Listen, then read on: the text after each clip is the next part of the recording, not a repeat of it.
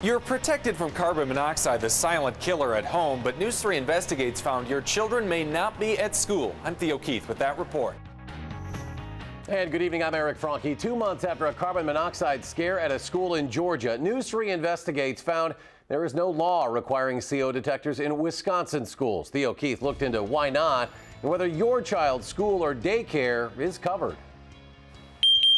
The silent killer. In our homes, carbon monoxide detectors have become our eyes and ears for a colorless and odorless threat. 2 years ago, the law changed in Wisconsin. Now, the state and 24 others require alarms in places where people sleep. We know they've worked, and we know they've saved lives. Madison Fire Marshal Ed Ruckriegel supports carbon monoxide detectors in every home and says they should be in schools and daycares too. I see the carbon monoxide alarms as important as smoke alarms.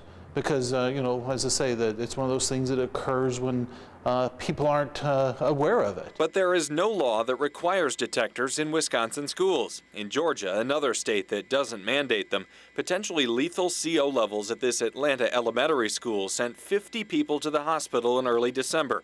500 more had to evacuate from the school, which did not have the detectors. In fact, there are only 2 states, Connecticut and Maryland, where schools have to put them in. Without the requirement, News 3 Investigates found most schools in our area are not installing CO detectors on their own. We called 18 local districts, including all 16 in Dane County, plus Janesville and Beloit. In Cambridge, McFarland, and Mount Horeb, administrators say there is a CO detector in every school building. Oregon didn't get back to us. Other districts gave a variety of reasons why they weren't in their schools, from the way their heating systems work to the cost. One administrator said she knew they were required in homes, but hadn't even thought of it in a school. They are the difference between life and death. Jerry Tift would know. CO detectors aren't mandatory in churches either, but his place of worship, Trinity United Methodist on Madison's near west side, isn't taking chances, and for good reason. Kind of a scary time, really.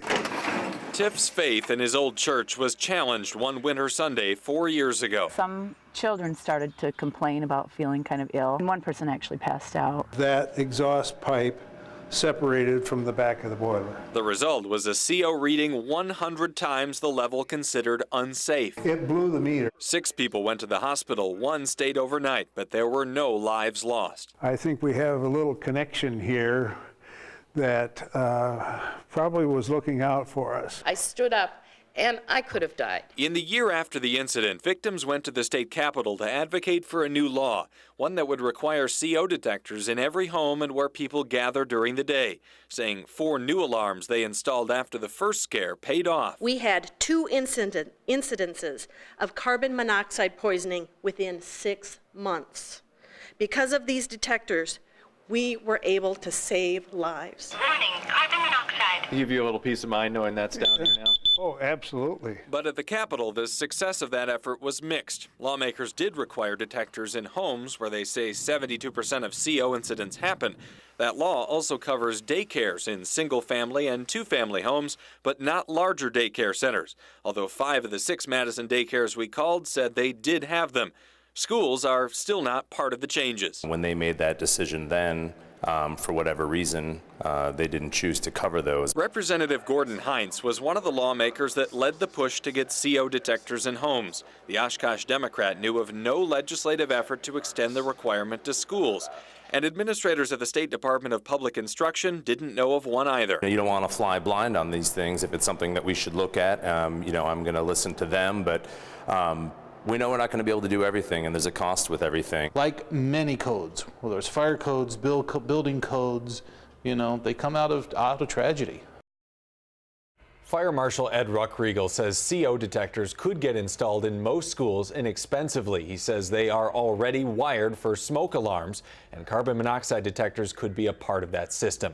Heinz suggests as a result of the school shooting in Connecticut, attention is focused on how to pay for security improvements. Carbon monoxide detectors may not be at the top of that list. Of course, the distinction is that in schools, nobody's sleeping. Right, that's a big problem. And right now, that's where the distinction is in the law. Only where people sleep. All right, certainly something not a lot of people think about this, right. but an important question. Theo, thank you very much.